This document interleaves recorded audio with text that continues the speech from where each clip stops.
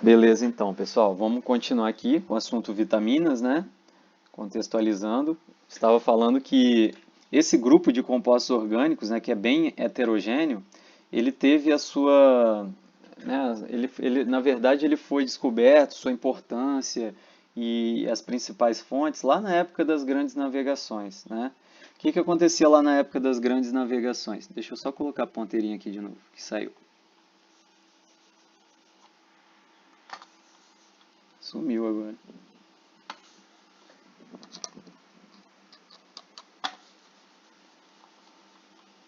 Tá me ouvindo, Isabela? Tô sim.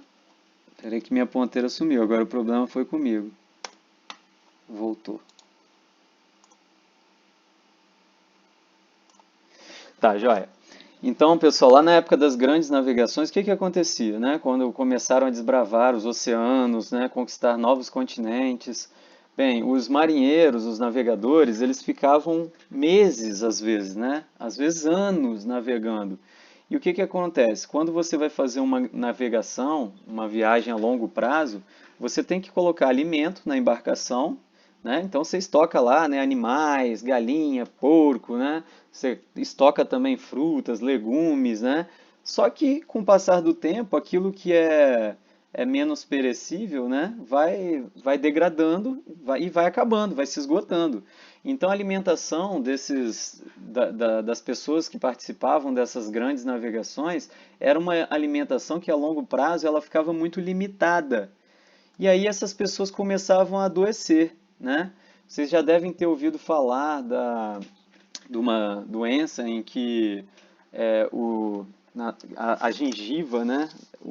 Uma doença chamada de escorbuto, que é gerada devido à falta de vitamina C. E uma das características dessa doença é o sangramento de gengivas, né? Até queda dos dentes, e a boca desses navegadores começava a apodrecer, ficava um cheiro super forte, alguns morriam e eram jogados ao mar.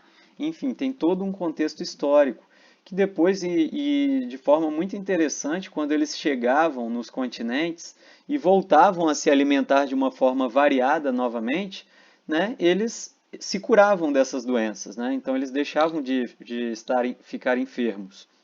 Bem, e lógico, né, que logo se associou isso à presença desses compostos orgânicos que estão presentes nos alimentos e que a gente requer que o ser humano, na verdade todos os organismos, né, precisam, se tratando principalmente dos mamíferos, né, precisam desses compostos pelo menos nas doses mínimas necessárias, né?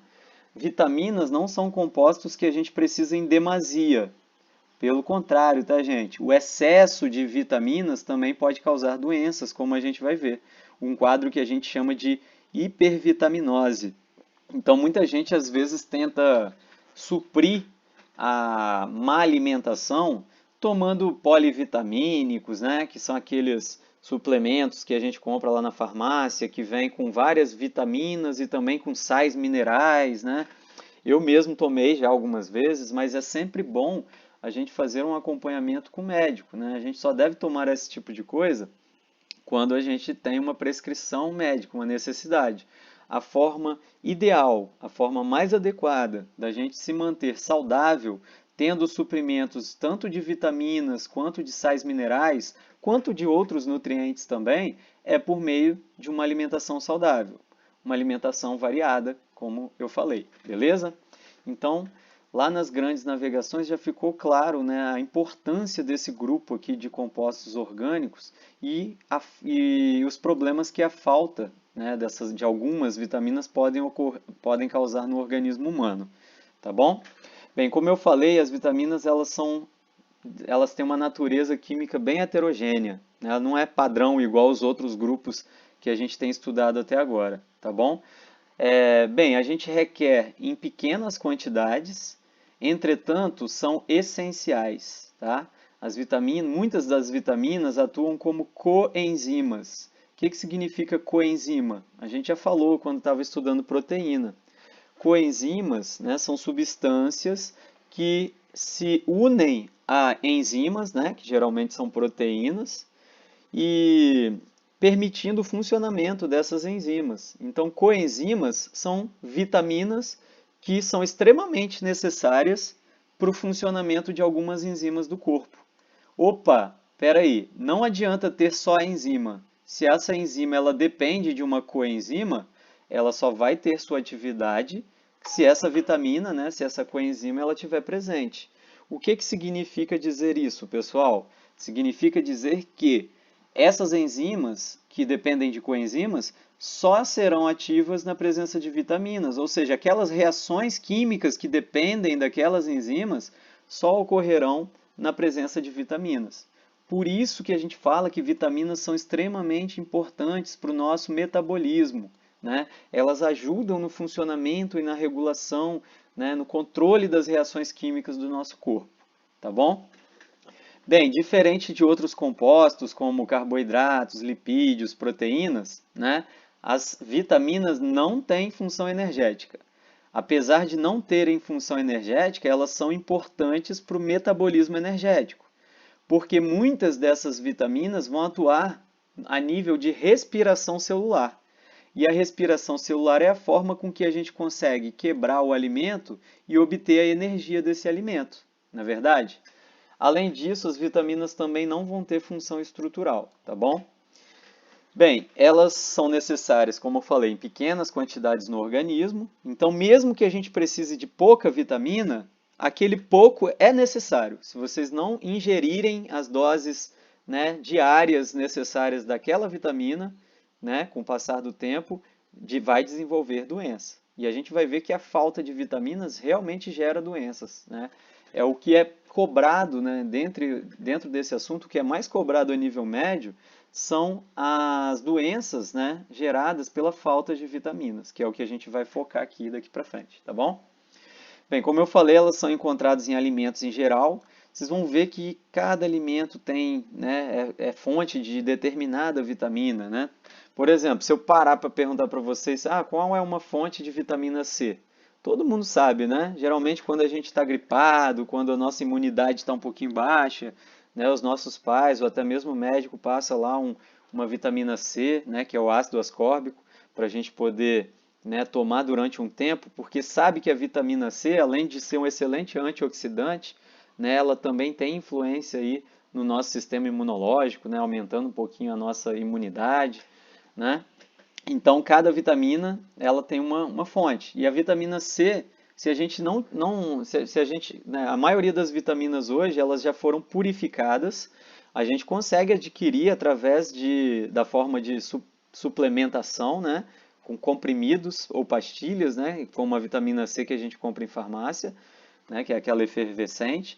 Mas a gente sabe que a melhor fonte para a gente dessas vitaminas são os alimentos. Vitamina C, por exemplo, está lá nas frutas cítricas, né? Laranja, limão, acerola é rica em vitamina C também, né?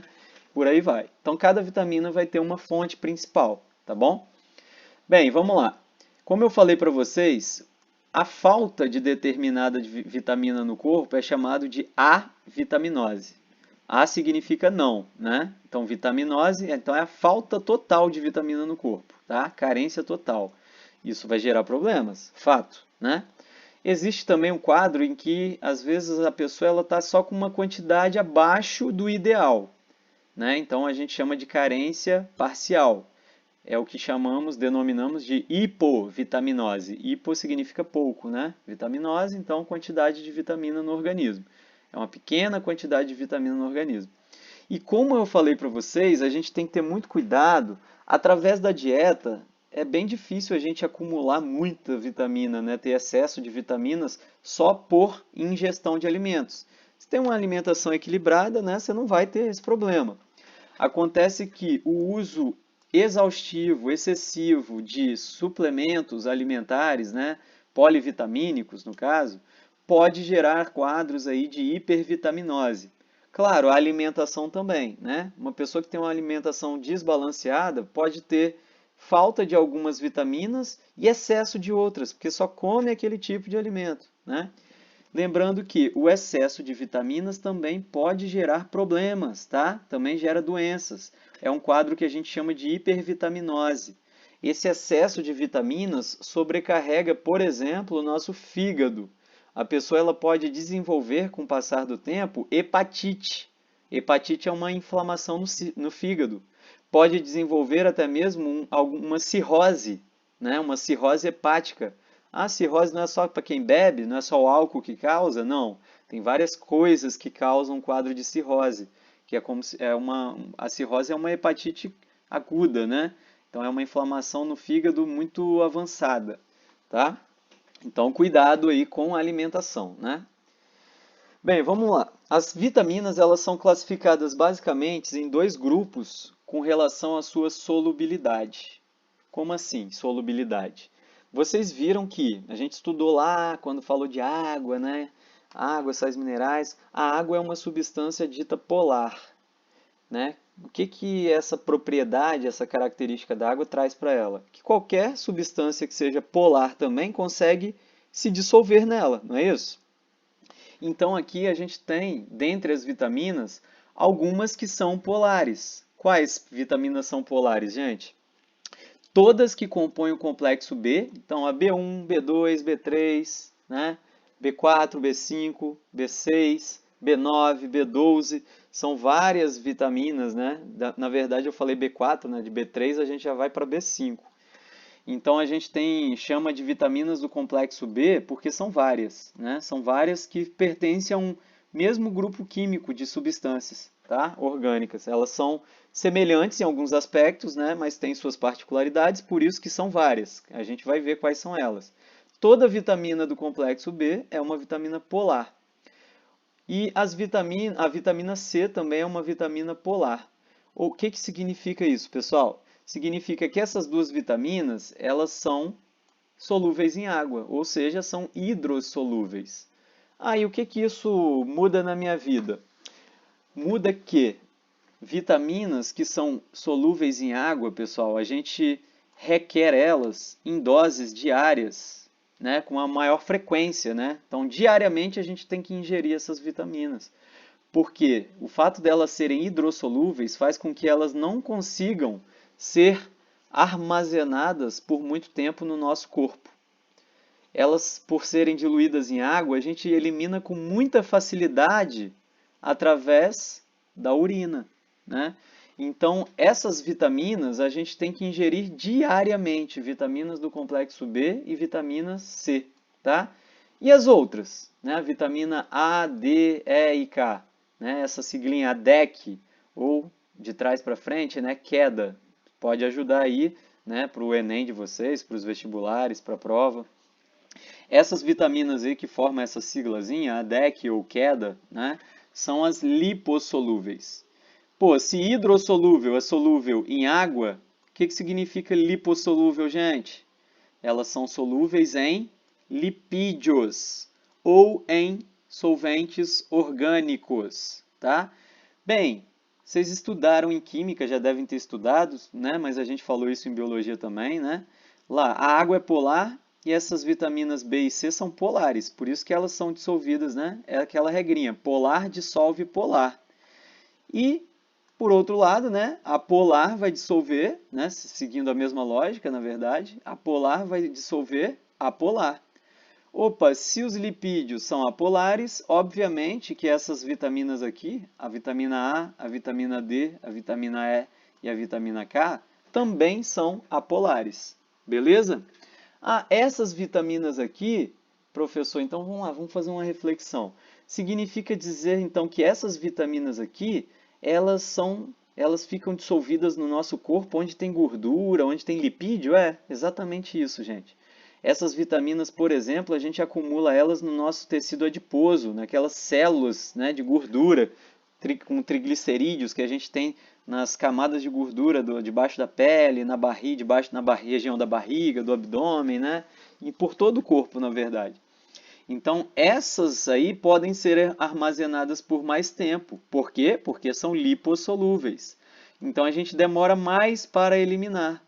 Por consequência, a gente não precisa ingerir essas vitaminas aqui, né, com a mesma intensidade que a gente precisa da B e da C. Deu para entender? Então, essa questão de ser lipo ou hidrossolúvel influencia, né, grandemente aí na forma de obtenção, né, na frequência com que a gente vai precisar dessas vitaminas, porque influencia na forma que a gente armazena e na forma que a gente libera essas vitaminas do corpo. Tá legal? Eu coloquei uma observação interessante aqui para vocês, ó, que recomenda-se o reaproveitamento de caldos e sopas resultantes do cozimento de alimentos ricos em vitaminas hidrossolúveis. Vocês já repararam que às vezes a gente vai, né, os nossos pais ou a gente mesmo vai cozinhar e aí vai cozinhar aqueles legumes, né? Cozinha na água e depois pega só, né? Pega a batata, pega o chuchu, pega o inhame, pega a cenoura, pega a abóbora, e joga aquele caldo fora. Maior erro do universo, gente. Por quê? Todos esses alimentos que a gente citou têm a presença de vitaminas que são hidrossolúveis. Se é hidrossolúvel, quando a gente coloca esses alimentos numa panela com água e bota para ferver, vocês já repararam que o caldo ele adquire cor, né? Essa cor que o caldo adquire é devido a várias substâncias que são removidas do alimento, inclusive quem? Vitaminas hidrossolúveis.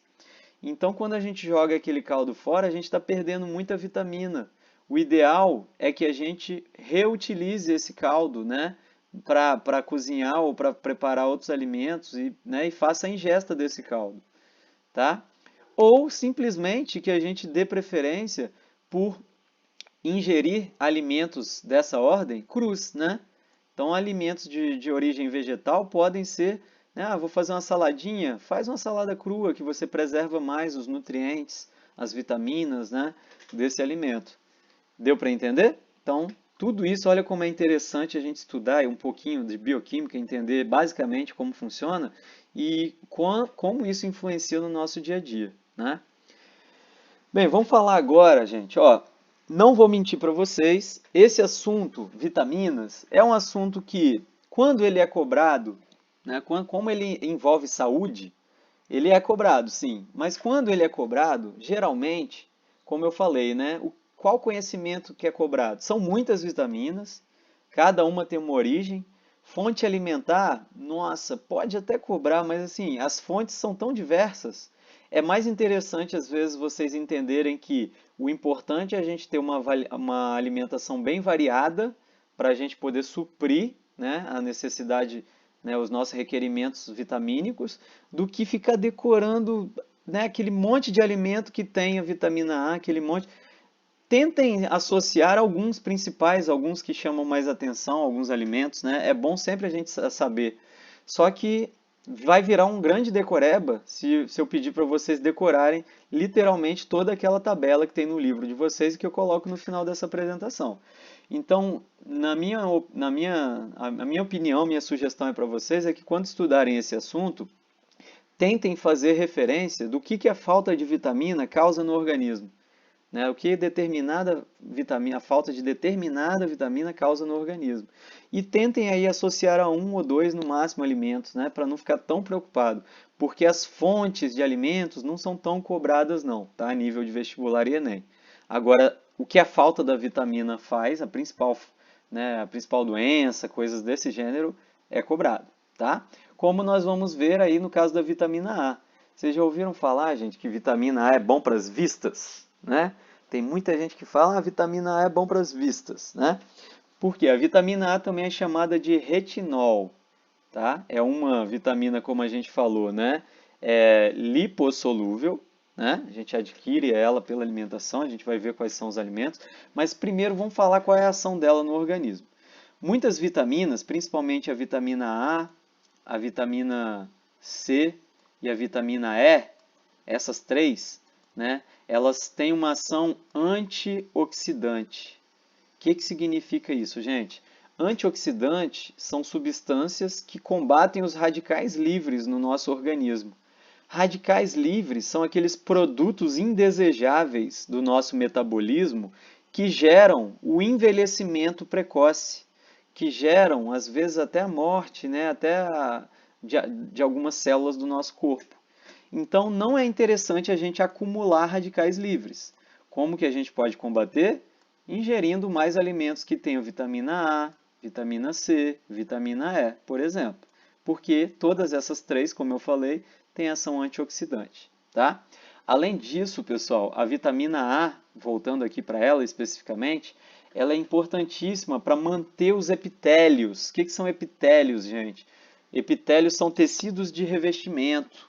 Por exemplo, pele, né? A nossa pele, as nossas mucosas nasal, oral, né? Então todo o epitélio do nosso corpo é mantido graças também à vitamina A. Tanto é que a falta de vitamina A pode deixar a pessoa com a pele mais ressecada, escamosa, né? E por aí vai. Mas creio eu que isso, se isso for cobrado de vocês a nível de Enem, eles vão pegar a principal função da vitamina A, que está relacionado à produção de um pigmento, né, nos nossos olhos, um pigmento visual chamado de rodopsina. Quem é a rodopsina e como ela funciona? Gente, a rodopsina é um pigmento que ajuda a gente a enxergar melhor no escuro. A rodopsina, ela é um pigmento extremamente sensível à luz. Ou seja, vocês já ouviram falar como que é formada a imagem no nosso olho, né? Se você está vendo um objeto aqui, por exemplo, né? Esse objeto, né? A luz bate nele e ele reflete a luz. A luz que todo objeto reflete vai entrar, né, no nosso olho através da nossa pupila, né, que é aquele espacinho que tem aqui no meio ali da íris, né, que é capaz de abrir, dilatar ou retrair. Então, por ali entra a luz, né, que é refletida dos objetos, e aí é formada uma imagem invertida lá na região da nossa retina. O que é a retina, gente? É o fundo do olho. Não se preocupem que vocês vão estudar isso aqui melhor em biologia e em física. Estou falando basicão, né? Toda imagem que a gente vê, observa aqui no meio físico, né? Ela é formada primeiramente de uma forma invertida, lá no fundo do nosso olho, na retina. E ali, na nossa retina, chega o nervo óptico.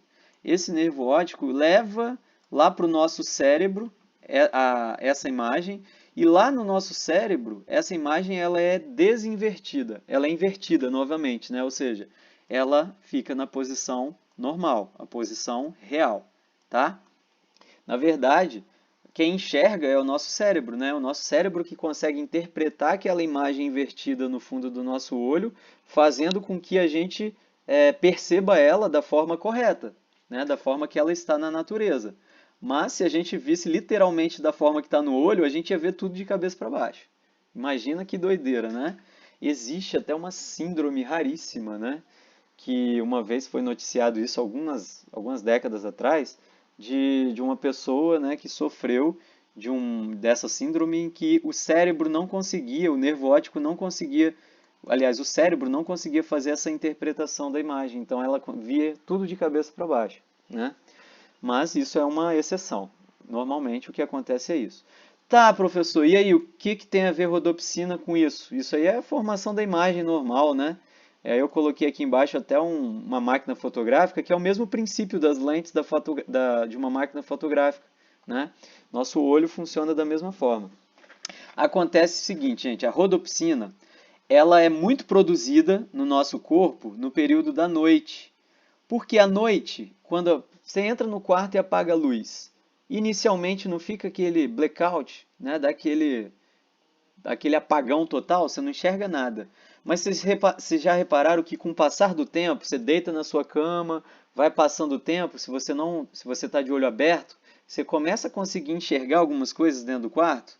Você olha assim, estou vendo guarda-roupa, estou vendo a porta, estou vendo o ventilador, né? Por quê? Porque à medida que, quando a gente está num ambiente escuro, o nosso organismo, ele produz mais rodopsina, e essa rodopsina lá na nossa retina aumenta a sensibilidade à luz. Ou seja, mesmo tendo pouquíssima luz, que é um ambiente, né, escuro aí do quarto que a gente simulou, esse mínimo de luz consegue estimular a rodopsina que a gente tem lá no fundo do olho, e aí a gente consegue ver uma imagem. Claro que junto com isso, né, tem toda a adaptação do nosso corpo, né? No escuro, a nossa pupila dilata para conseguir entrar mais luz aqui pelo buraquinho da íris, né, do olho, né? Mas o principal motivo é a rodopsina. E aí, beleza, professor, entendi. Quando eu estou no escuro, meu corpo produz mais rodopsina e eu consigo enxergar melhor no escuro. Exatamente. Acontece que, se a pessoa não, para a pessoa conseguir produzir rodopsina, ela precisa de quem? Vitamina A, que é o retinol. Ele é o responsável pela produção de rodopsina. Sem vitamina A, sem rodopsina. E aí o que a falta, a carência de vitamina A e, consequentemente, de rodopsina vai gerar na pessoa? Bem, com relação à visão, gera um quadro, né, que a gente chama de cegueira noturna, né? Pô, se não produz rodopsina à noite, aquele efeito de adaptação que a gente vai tendo de conseguir enxergar no escuro com o passar do tempo, a pessoa não tem, deixa de ter. Então ela vai ter muita dificuldade de enxergar à noite, inclusive tem dificuldade para dirigir à noite, né, para andar na rua à noite, né? É bem complicado. Esse quadro também é chamado de hemeralopia, tá? E xeroftalmia, desculpa. Xeroftalmia está relacionado ao ressecamento do globo ocular. Como eu falei, né, a vitamina A também é importante para manter os epitélios, né, os tecidos de revestimento, inclusive o olho, né? Então, a nossa córnea, tudo isso aí também pode sofrer alterações, né, devido à falta de vitamina A. Caraca, agora eu estou entendendo por que é importante vitamina A, por que fala que é importante para as vistas, né? Bem, além disso, a falta de vitamina A vai gerar, como eu falei, né, erupções na pele, descamações, né, nos epitélios, porque ela vai ressecando, né? Onde a gente encontra a vitamina A? Leites e derivados. Tem uma regrinha, gente, já que fonte é uma coisa que a gente tem que lembrar, né, para não dizer decorar, que fica meio difícil. Tem uma regrinha, né? Se perguntar isso em avaliação para vocês, leite, carne e ovos, principalmente quando a gente fala de carne, o fígado, né? Leite, fígado e ovos são os alimentos mais completos que existem em termos nutricionais. Então eles têm praticamente tudo, tá? Tem a maioria das vitaminas, dos sais minerais, né, dos outros compostos orgânicos. Então, leite, ovos e fígado. Se for para decorar, decora esses três, né, primeiro. Depois você tenta lembrar dos outros. Por exemplo, para vitamina A, fontes ricas em vitamina A, cenoura, alimentos que são ricos em carotenoides, né, esses que são alaranjados, avermelhados, amarelados, mamão, laranja, né, a couve também tem muita vitamina A. E a vitamina A, a gente pode adquirir ela diretamente, só que a gente consegue também através de alimentos como esses aqui, ó, que eu falei, né, mamão, laranja, cenoura, que são ricos em beta-caroteno. O nosso corpo ele consegue pegar esse beta-caroteno, que é chamado de provitamina A, e transformar em vitamina A, tá bom? Então, de alguns alimentos a gente adquire diretamente a vitamina A, de outros a gente adquire o beta-caroteno, que auxilia o nosso corpo a produzir essa vitamina. Beleza? Bem, vamos para a próxima vitamina, vitamina D. Essa também é famosa de vocês, né? Vitamina D, a DEC, então também é uma vitamina lipossolúvel. Ela também é chamada de calciferol. Calci lembra um elemento, né? Que é o cálcio. E a vitamina D tem total relação com cálcio, de fato, tá? A vitamina D, ela permite que a gente consiga absorver melhor o cálcio e o fósforo que a gente adquire pela alimentação. Então, lá no nosso intestino, não adianta você comer um monte de cálcio se você não tem vitamina D no seu corpo, porque o cálcio só vai conseguir entrar no seu sangue, na sua circulação e no seu corpo se você tiver a vitamina D, tá? Além disso, a vitamina D também auxilia na mineralização do cálcio e do fósforo, tá? O que é mineralização? É levar esse mineral, principalmente o cálcio, para dentro dos nossos ossos e dentes. Então não adianta, gente, a pessoa está com osteoporose ou está com, né, raquitismo ou osteomalácia, são doenças que podem ser causadas pela falta tanto de cálcio quanto de vitamina D. Então como é que a gente vai saber qual que é que está causando isso? Né? Às vezes não é falta de cálcio, tá? A criança pode tomar leite, comer queijo, derivados, né, que tem alimentos ricos em cálcio, e pode desenvolver um quadro chamado de raquitismo. Às vezes não é a falta de cálcio, é a falta da vitamina D. Não adianta nada ter cálcio na alimentação se você não tem vitamina D para conseguir usar esse cálcio, tá? Na criança, né, a falta de vitamina D gera um quadro chamado de raquitismo, né, que é bem característico pelo encurvamento, pela uma curvatura que ocorre principalmente nos membros inferiores, as pernas, né? Então as pernas elas ficam em forma de arco, assim, ó. A criança ela fica cambota, né? Para dentro ou para fora, né? Ela pode ter essa inclinação como aqui, ó, nessa criança, ou para fora, né? Claro, né, gente? Tem gente que é cambota porque a genética da pessoa é aquela. Não traria, não seria causa, né? Devido à falta de cálcio, de vitamina D e, consequentemente, cálcio nos ossos, tá? Mas a falta pode gerar quadros como esse também, tá bom? Que a gente chama, então, na infância de raquitismo, tá? No indivíduo adulto, pode ser formado também, pode ocorrer também, né, a falta de vitamina D e a falta de incorporação de cálcio nos ossos, né, gerando o que a gente chama de osteomalácia. Osteomalácia é como se os ossos de uma pessoa adulta ficassem mais frágeis, tá?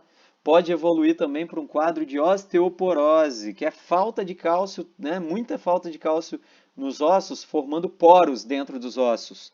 Então os ossos vão ficando frágeis, pode quebrar com uma facilidade.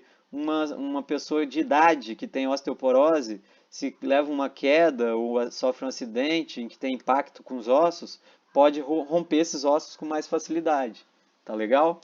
Então, importantíssimo a gente suprir as nossas necessidades de vitamina D, tá?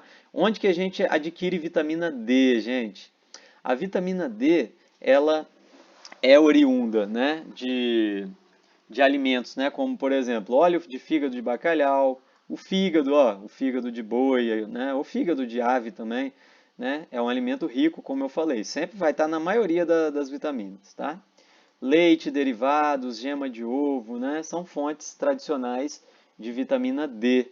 Vocês já ouviram falar que a vitamina D é produzida pelo organismo? Boa parte, a grande parte da vitamina D que a gente precisa no organismo, nós produzimos como? A partir da radiação solar. A melhor fonte de vitamina D para a gente é a luz, tá? A fração da radiação ultravioleta presente na luz, ela estimula, né, quando ela atua na nossa pele, ela estimula um precursor que a gente tem no organismo, que é derivado do colesterol, chamado de ergosterol. Ela estimula então a transformação desse derivado de colesterol em vitamina D. Ou seja, a gente consegue transformar lipídio que a gente tem no corpo em vitamina D tomando banho de sol. Por isso que até mesmo nos presídios, né, os detentos eles têm direito, né, a, ao banho de sol. O banho de sol ele auxilia a produção dessa vitamina D, né? As grávidas é importantíssimo tomar um banhozinho de sol para também ter o seu suprimento de vitamina D. Todas as pessoas, né, gente? Nessa quarentena a gente às vezes fica muito em casa, muito socado dentro de casa, não vai nem para a beira da janela. Mas a gente tem que achar um cantinho no quintal, né, perto da janela, na varanda, que a gente consiga ter esse contato mais íntimo com o sol para a gente poder produzir nossa vitamina D, tá? Que boa parte dela, como eu falei, vem pelo sol. Bem, outra vitamina importante aí ainda dentro das lipossolúveis é a vitamina E. A vitamina E é chamada também de tocoferol. Como eu falei, ela é uma das vitaminas que tem poder antioxidante, né? Então ajuda a combater radicais livres, combate o envelhecimento precoce, né? Então ajuda aí nos nossos epitélios também, mantendo eles mais saudáveis. Além disso, a vitamina E, né, ela controla o colesterol no nosso sangue, então ela é interessante para a gente manter níveis, né, ideais de colesterol no sangue. Além disso, ajuda no fortalecimento de unhas, de cabelos. E uma função que é muito explorada nos processos seletivos da vida é essa aqui, ó. foi evidenciado em estudos realizados com ratos e foi extrapolado isso para a espécie humana, que a vitamina E ela está intimamente relacionado com a fertilidade de machos, né? Então, ela combate a esterilidade, né? Então, se ela combate a esterilidade, está envolvida com a fertilidade, principalmente de indivíduos machos, né, das espécies, a falta da vitamina E vai poder causar o quê? Esterilidade. Então, vitamina E de estéril, esterilidade. A falta dela causa esterilidade. Além disso, a vitamina E também a falta dela, né, vai gerar um envelhecimento precoce, como a gente falou, por ela ser antioxidante. Se você não tem ela, produz mais radicais livres, envelhece mais rápido, beleza? Fontes de vitamina E: aveia, cevada, milho, trigo, leite derivados, amendoim. Aí, ó, leite derivados aqui também, de novo, né? Observem que alguns alimentos vão repetir mais, porque eles realmente são considerados mais completos, beleza? Última vitamina lipossolúvel daqui da nossa listinha, a vitamina K, chamada também de filoquinona. A vitamina K, gente, ela vai ser extremamente importante para o processo de coagulação sanguínea, tá? O que é coagulação sanguínea? Quando você vai lá, se machuca, começa a sangrar, né? Uma pessoa normal, com índices normais, né, nutrida, com a vitamina K também, ela vai ter aí o processo de coagulação e formação da cicatrização, daquela casquinha, né? O coágulo ele se forma entre 2 e 10 minutos. Vocês já repararam que quando a gente vai doar sangue, termina de doar, a enfermeira pede para a gente ficar segurando o algodãozinho apertado ali no buraco que fez na nossa pele, que na verdade penetrou a pele e penetrou também a nossa veia, o nosso vaso sanguíneo? Esse tempinho que ela pede para a gente ficar segurando, esses minutos, é para garantir que ocorra ali, ó, onde perfurou o nosso vaso sanguíneo, que ocorra o processo de coagulação, né? Para que não fique vazando sangue, ou seja, para que não ocorra hemorragia, né? Hemorragia é a perda de sangue. Pode ser interna, pode ser externa, enfim, né? Então, por que a vitamina K é tão importante para a coagulação?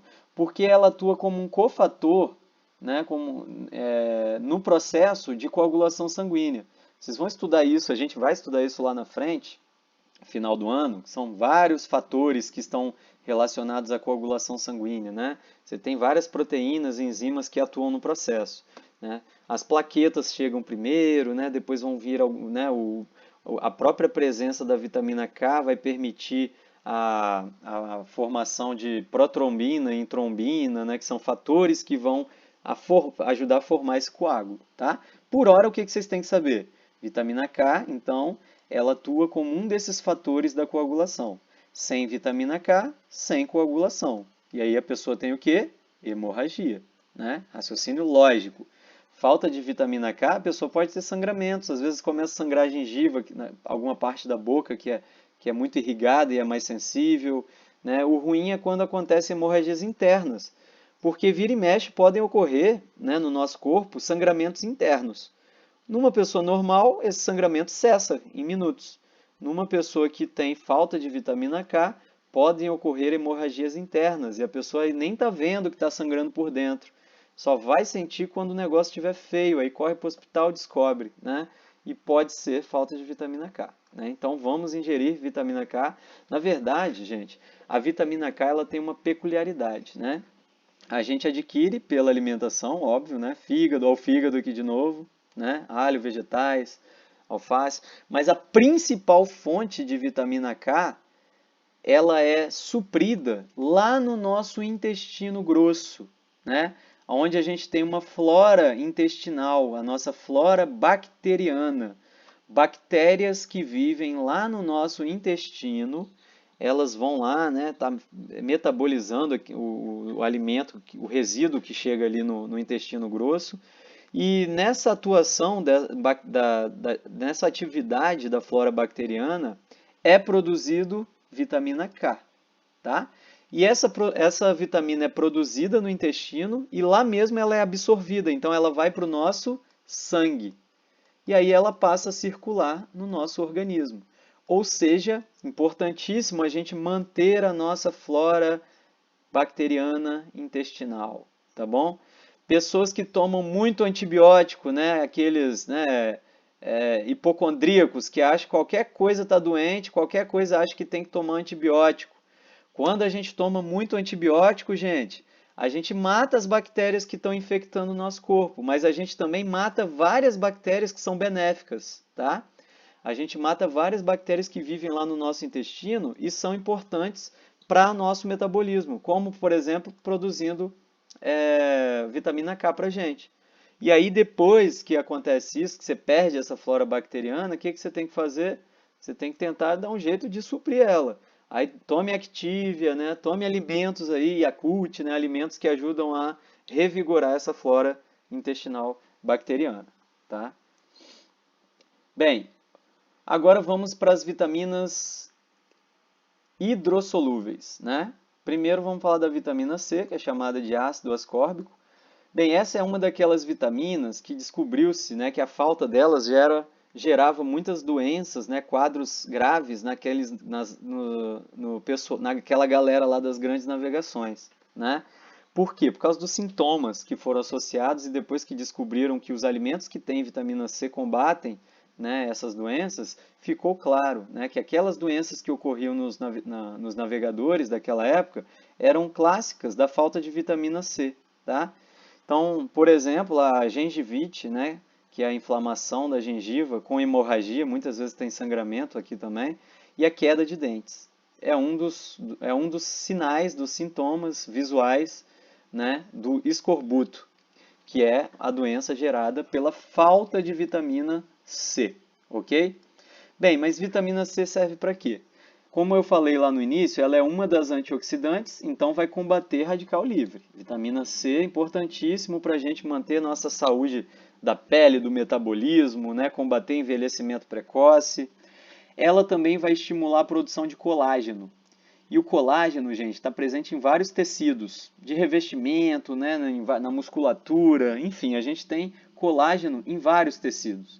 E como essa vitamina estimula a produção de colágeno, se não tem vitamina, tem menos colágeno, e aí a gente vai ter problemas aqui, né, como esse que eu acabei de escrever, né? A gengivite, a gengiva fica frágil, né? No céu da boca começam a aparecer também aquelas estomatites, né? Que são aquelas aftazinhas, podem aparecer também, queda de dente, enfim, né? E a gente sabe também, eu falei isso já no início, que a vitamina C está relacionada com a defesa, a resistência do organismo, né? Quando a gente tem um suprimento bom de vitamina C, nosso sistema imunológico, nossas respostas, elas são melhores em termos de imunidade, tá? Então ajuda também contra infecções, a gente manter nosso nível aí de vitamina C normal no corpo. Bem, o escorbuto, que é o que pode ser cobrado para vocês, geralmente é cobrado isso, né? A doença que é gerada pela falta de vitamina C no organismo, então é o escorbuto, né? Como eu falei, está associado às grandes navegações, é caracterizada por um quadro de gengivite. Tudo que tem ite no final, gente, significa inflamação. Então, gengivite, inflamação na gengiva, tá? Queda de dentes, como eu falei, cicatrização defeituosa. Você pode ter uma demora, um atraso na cicatrização e ela também ocorre de uma forma ruim devido à falta de colágeno, né? Diminuição da resistência às infecções, né? Tudo isso está relacionado aí ao escorbuto. Onde que a gente encontra a vitamina C? Frutas cítricas como limão e laranja, acerola, caju, tomate e por aí vai. Beleza? Ou da forma artificial, como a gente falou, quando, né, o médico, o nutrólogo receita pra gente, opa, tá com pouca vitamina C, toma lá durante, né, um mesinho, você toma aí as pastilhazinhas efervescentes. Bem, vamos agora para as vitaminas do complexo B. Gente, de forma geral, as vitaminas do complexo B, né, elas vão ter funções variadas, né, mas eu vou focar aqui nas principais. Depois vocês consultam aquela tabela, pode faltar uma ou outra, mas aqui eu trouxe as mais cobradas, tá bom? As mais importantes para a gente. Bem, a vitamina B1 é chamada de tiamina, tá? Essas do complexo B, Aí sim, aqui o que geralmente é cobrado é isso aqui, ó, carência. O que que a carência delas faz no organismo, tá? Então, vitamina B1, né, a tiamina, ela é importante para a oxidação dos alimentos, né? Ela mantém o tônus muscular e ela tem principalmente uma função antineurítica, né? Ítica, isso aqui é íca ou ítica, né? No final eu falei para vocês que está relacionado à inflamação, né? Neurítica seria uma inflamação, algum problema nos neurônios, nos nervos, né? Então a ação antineurítica, ela impede problemas no nosso sistema nervoso. Opa, vitamina B1 então é importante para o nosso sistema nervoso, muito. A falta dela pode gerar o quê? Gerar uma doença. O quadro pior de falta de vitamina B1 é uma doença chamada de beriberi, ou simplesmente polineurite. Poli, vários, né, neurite, várias inflamações, né, nos neurônios, né, ao longo do corpo. O que que isso vai gerar no indivíduo, gente? Que tem, né, ao longo do corpo vários neurônios, vários nervos ali que não estão funcionando legal. Fraqueza e atrofia muscular, porque os nervos ajudam a controlar os movimentos, os músculos, né? Então, se você tem neurites, você vai ter atrofia muscular, né? A pessoa vai ficando com aquele quadro, né, de pessoa frágil, atrofiada, né? Insuficiência cardíaca, né? O coração ele começa a trabalhar num ritmo mais lento, porque coração também é movido a músculo, né? O miocárdio, que é o músculo do coração, ele depende da ação dos neurônios, né? Se você tem problemas neurais, vai ter problema cardíaco. Edema, né, que é inchaço, anorexia, que é um emagrecimento devido a uma falta de suprimento de alimentos, que é gerado por uma falta de vontade de se alimentar, inclusive, né? E distúrbios no crescimento. Então, é importantíssimo vitamina B1 ou tiamina para a gente manter os nossos nervos saudáveis. Resumindo, é isso, tá? Onde a gente encontra cereais, ovos, fígado, feijão, fermento, tá bom? Vitamina B2, também chamada de riboflavina, né? A vitamina B2 também vai atuar, a maioria das vitaminas do complexo B atuam na oxidação dos alimentos, tá? E também muitas delas vão atuar controlando respiração celular, né? Muitas aí, como a gente falou, são coenzimas, né? De algumas proteínas e enzimas que são importantíssimas para o metabolismo, tá? Principalmente o metabolismo energético. Então, a vitamina B2, ela é extremamente importante para a respiração celular e ela também protege os epitélios. Ah, de novo, o epitélio. O epitélio são aqueles tecidos de revestimento, né? Bem, se a vitamina... E qual que é o principal agravante da falta de vitamina B2, né? Bem, a falta de vitamina B2 vai gerar problemas em alguns epitélios do nosso organismo. São eles, né? O epitélio que reveste a língua, os lábios, a boca ou a cavidade oral de uma forma geral, né? Céu da boca também, até mesmo a região do esôfago também pode ser atingida, tá? E o que é gerado pela falta de vitamina B2? Bem, na língua formam-se, né, o que a gente chama de glossite. Lembra? It, inflamação. Glosso significa língua. Então, glossite é um inchaço, uma inflamação da língua, tá? Então, formam-se inclusive aquelas aftazinhas, tá vendo? Aquelas inflamaçõezinhas ao longo da superfície da língua. Keilite, né? It, inflamação. Keile, aqui vem de lábios, tá? Keilite é a inflamação dos lábios. É uma outra palavrinha aí para vocês, para o vocabulário de vocês. Keilite, inflamação dos lábios, tá? Dos epitélios labiais. Então a pessoa fica com a beiça inchada, né? Resumindo. Estomatite, essa é comum do dia a dia nosso, né? Aquelas aftazinhas que vão aparecendo na boca são estomatites, né? São inflamaçõezinhas que ocorrem no epitélio da cavidade oral. E pode ocorrer também fotofobia, que é uma dificuldade de abrir o olho na claridade, né?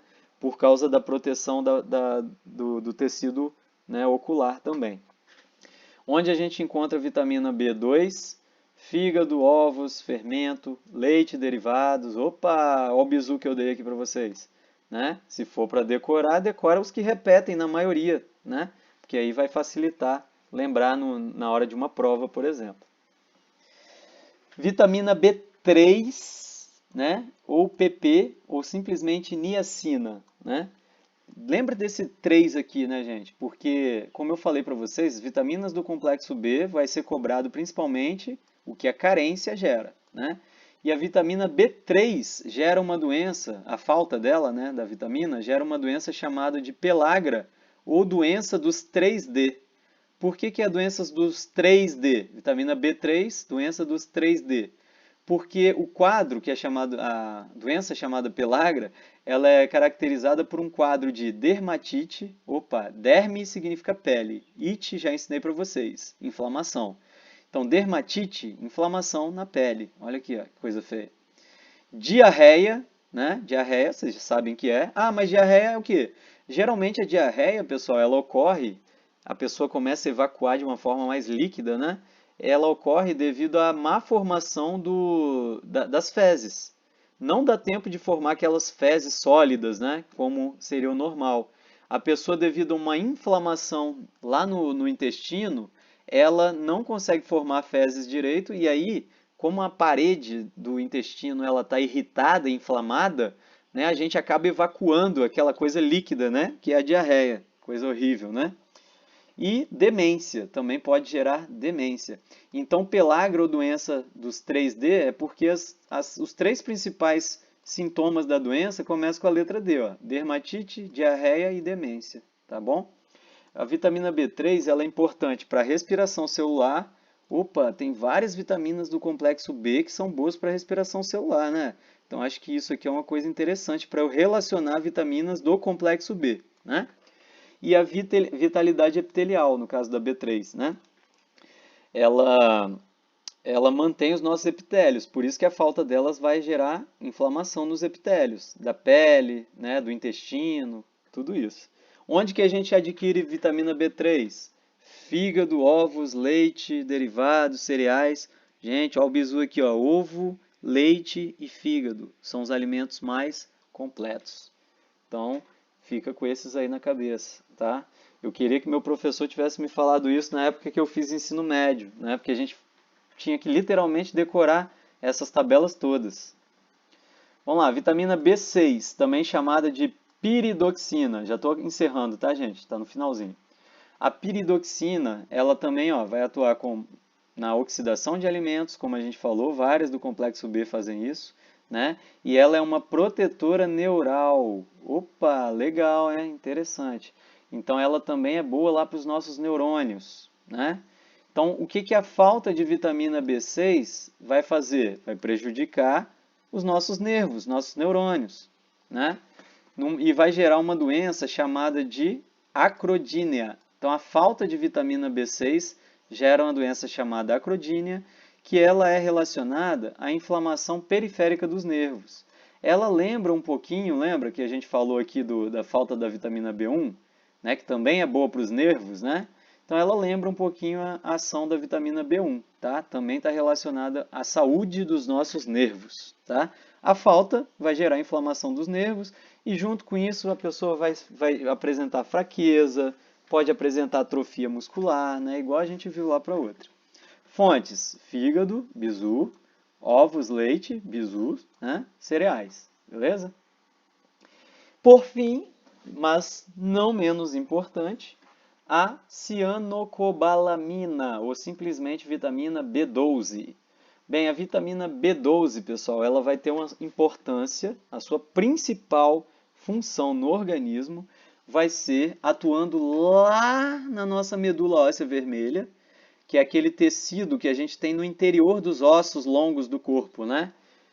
Aquele o osso como da bacia, o próprio fêmur, quando se a gente quebra esses ossos no meio, lá dentro deles é vermelho. Aquilo é um tecido chamado de tecido hematopoético. É o tecido que vai formar a nossa medula óssea vermelha. É lá nesse tecido que é formado o nosso sangue. Eu falei isso para vocês lá nas primeiras aulas, não sei se alguém vai lembrar. Vocês sabem de onde que vem o sangue? A pessoa doa, né? A pessoa doa sangue. Ela perdeu? Não.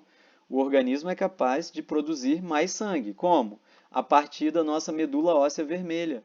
A medula óssea vermelha é um tecido que tem células tronco adultas, né? São células que são capazes de se transformar em outras células. Então, as células da medula óssea vermelha, elas são capazes de virar, por exemplo, hemácias, que são células adultas do sangue, né? Podem se transformar também em células como os leucócitos, que são os glóbulos brancos, né? No caso aqui, ó, a vitamina B12, ela vai agir na nossa medula óssea vermelha, fazendo com que aquelas células que tem ali, aquelas células tronco, se transformem em hemácias.